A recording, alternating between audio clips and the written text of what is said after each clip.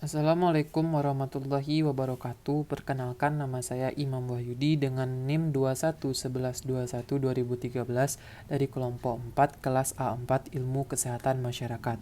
Video ini saya buat dalam rangka pemenuhan penulisan mata kuliah dasar Biomedik 1 dengan dosen pengampu Ibu Suci Maisarah Nasution.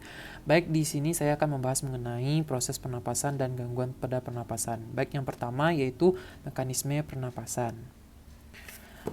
Ketika kita menarik nafas, oksigen masuk ke dalam rongga hidung, lalu dibawa ke paru-paru, melalui tenggorokan dan di paru-paru terjadilah pertukaran oksigen dengan karbon dioksida.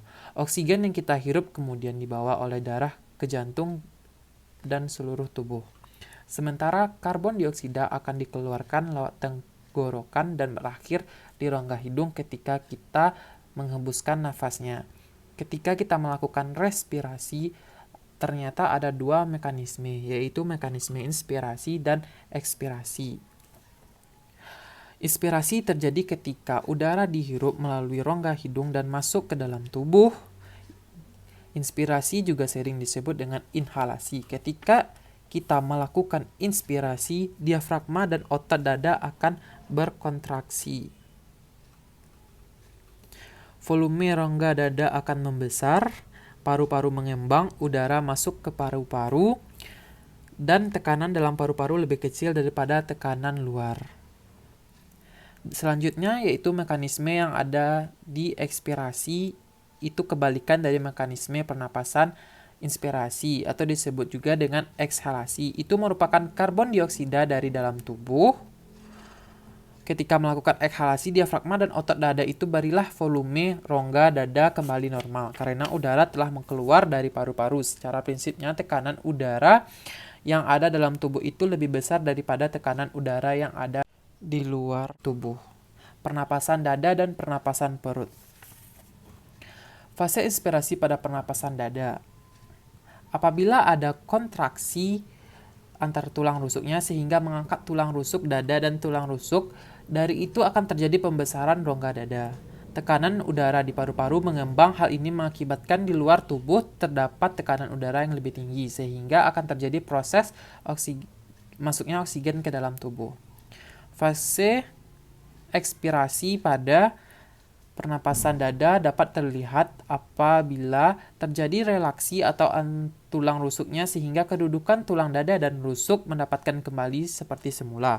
Maka dari itu akan terjadi pengecilan rongga dada dan tekanan udara di dalam paru-paru. Meningkat dan berkurangnya volume dalam paru-paru tersebut, hal ini mengakibatkan terjadinya pendorongan karbon dioksida untuk keluar dari tubuh melalui hidung. Fase pernapasan berikutnya adalah pernapasan perut. Terjadi fase inspirasi.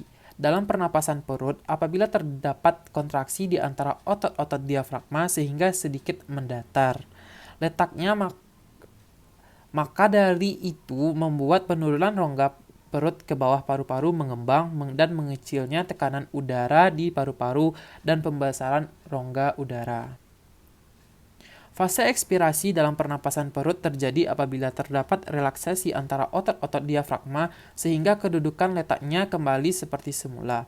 Maka dari itu akan membuat posisi rongga perut kembali seperti semula. Berkurangnya volume paru-paru terjadi pembesaran tekanan udara di paru-paru dan pengecilan rongga dada. Hal ini dapat mengakibatkan pendorongan karbon dioksida keluar dari luar paru-paru kita.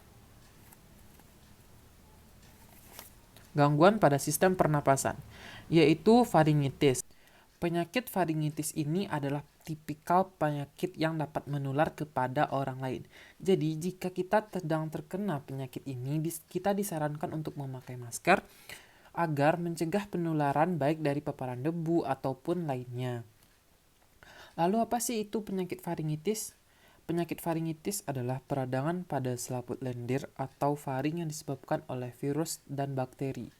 Kebanyakan itu terjadi akibat infeksi para virus-virus, sehingga dari virus inilah yang menyebabkan faringitis.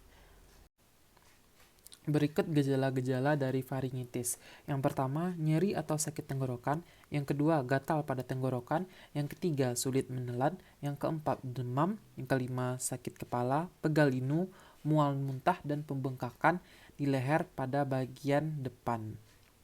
Dan selanjutnya yaitu kita akan membahas tentang penyebab dari faringitis. Faringitis atau radang tenggorokan paling sering disebabkan oleh infeksi virus. Jenis virusnya bisa beragam, namun umumnya berasal dari golongan virus influenza, adenovirus, dan leucoporus dan Espester. Dan selanjutnya dilanjutkan dengan obat. Obat yang biasa digunakan untuk faringitis ini yaitu antibiotik, benzokain, paracetamol atau ibuprofen, dan harus sesuai dengan anjuran dokter.